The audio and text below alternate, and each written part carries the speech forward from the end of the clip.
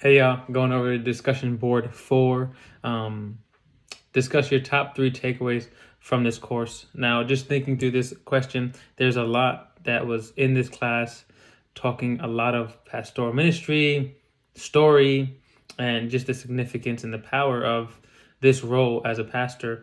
So lots of things as I take on other classes, going through Synoptic Gospels, the gospel itself, looking through this ties so directly into this. It's amazing. But I would say 3 takeaways is the significance of a pastor, the different roles, the activity, what's really being called, what a pastor is being called to, the importance of the covenant community, the church, and the significance of a story, the importance and impact of a story, the narrative. We see the Bible written in a narrative itself of many stories of people being called to God, as He calls His people. But one thing I think of is, and I kept going back to this because it was so impactful for me, was a biblical shepherd actually called to do: cry out to the people, behold your God.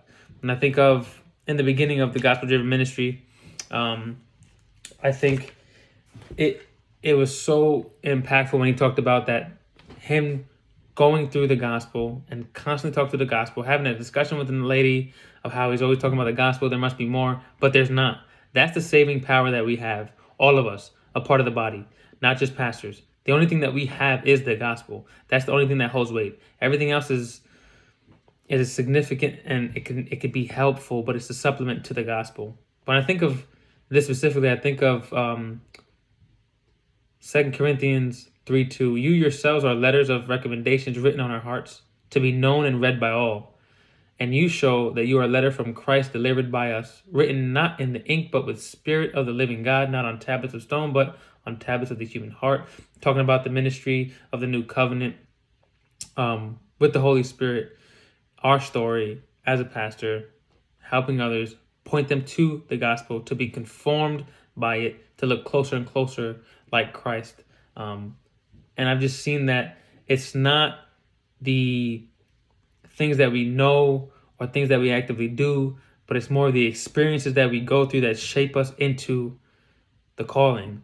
I've seen this with Eugene Peterson's book, The Pastor. Everything that was in there was setting him up, or set him up for ministry as a pastor.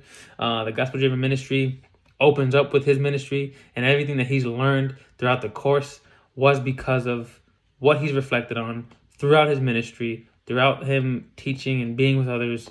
A lot of it was painful. A lot of it hurt. Most of it did not look exciting to be a pastor. That was another thing I've learned too. It looked very hard, very difficult. Probably one of the hardest jobs that's underrated because of the emotional toll, because of the taxing pull to be with others and feed the sheep. And there's many roles that we've talked throughout this course, from the business side, from the leadership side, from actually going house to house and just being a part of someone's family, being involved, having those conversations. This is something that stuck out to me in The Pastor. It said, Acts is a detailed story of the way in which the first church became a church. A story, not a script to be copied. A story develops a narrative sense in us so that we, alert to the story of Jesus, will be present and obedient and believing as we participate in the ways that the Holy Spirit is forming the Jesus life in us. When Peterson goes through this, the Catacombs Presbyterian Church talks about the stories. Most of them had nothing to do with being helpful in as far as uplifting, but it all was part of the greater good of the gospel, showing that each story is important, each story is attached and connected, intertwined, interwoven to glorify God. So some things I've learned. Appreciate you guys. Look forward to hearing the discussion boards. God bless.